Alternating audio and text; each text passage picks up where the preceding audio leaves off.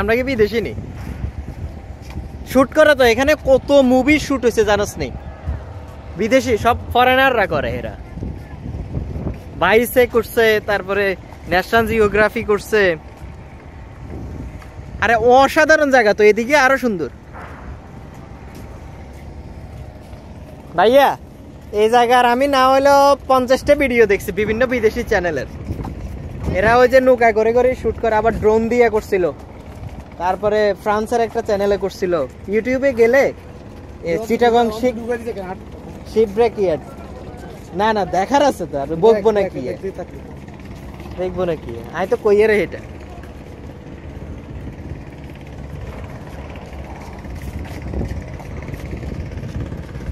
বাইরে কোনো গেম দিলে বাইরে মেজাজ গরম হয়ে যায়